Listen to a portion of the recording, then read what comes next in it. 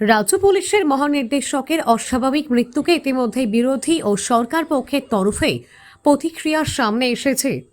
সোমবার ঘটনার খবর জানতে পেরে হাসপাতালে ছুটে যান রাজ্যের আইনমন্ত্রী রতনলাল নাথ, অর্থমন্ত্রী প্রণজিৎ সিংহ রায়, পরিবহন মন্ত্রী সুশান্ত চৌধুরী, বনমন্ত্রী অনিমেষ দেব বর্মা। ঠিক তেমনি ঘটনার খবর পেয়ে হাসপাতালে ছুটে যান কংগ্রেস বিধায়ক সুদীপ রায় বর্মন ও প্রদেশ যুব কংগ্রেস সভাপতি নীলকমল সাহা।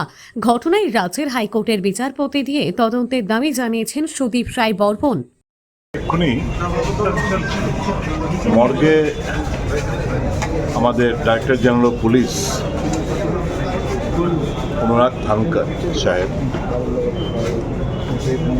ওনার আনন্যাচারাল ডেথ হয়েছে অন ইউনিফর্ম। ওনার অফিস কক্ষে আনন্যাচারাল ডেথ সংঘটিত হয়েছে।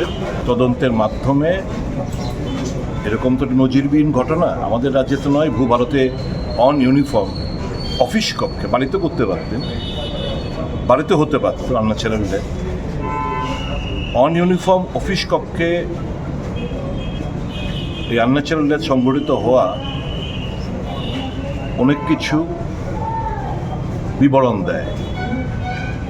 আমি এটাকে এখন পলিটিসাইজ করতে চাই না, শুধু এটুকুই বলবো, সঠিক তদন্ত এবং অতি অবশ্যই আমাদের এখানে হাইকোর্ট আছে, হাইকোর্টের বিচারপতিদের তত্ত্বাবধানে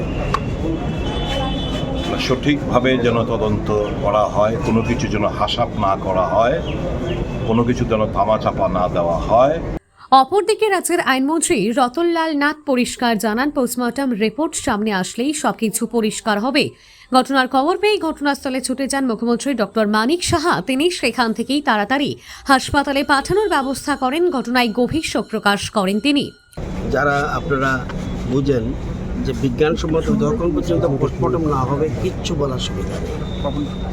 এতটুকু জানি, যখন খবর পেয়েছে মাননীয় মুখ্যমন্ত্রী খবর পাওয়ার সাথে সাথে স্পটে গেছেন এবং উনি থেকেই হাসপাতালে পাঠানোর ব্যবস্থা করেছেন। এতটুকু জানি, এখন পোস্টমর্টম হওয়ার পরে বাকি কথা বলবেন। এদিকে প্রদেশ বিজেপি সভাপতি অভিষেক দেব রায় ঘটনাকে দুর্ভাগ্যজনক হিসেবে উল্লেখ করে বলেন, বিরোধীরা তদন্তের দাবি না জানালেও সরকার তা তদন্ত করবে। রাজ্যের জনগণ অবশ্যই ঘটনার কারণ সম্পর্কে জানতে পারবেন। দেখুন, অত্যন্ত দুঃখজনক ঘটনা।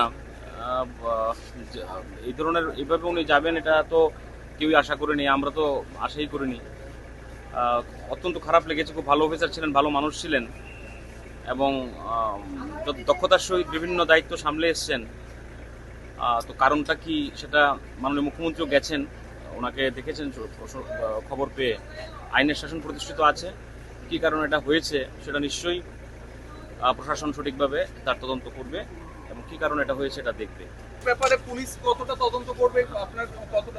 আইনের শাসন প্রতিষ্ঠিত আছে, মাননীয় মুখ্যমন্ত্রী গেছেন, উনি বলেছেন এক হোয়াট ইজ হোয়াইট পেপার, যেটা স্বচ্ছ, যেটা সত্যি সেটা বেরিয়ে আসবে।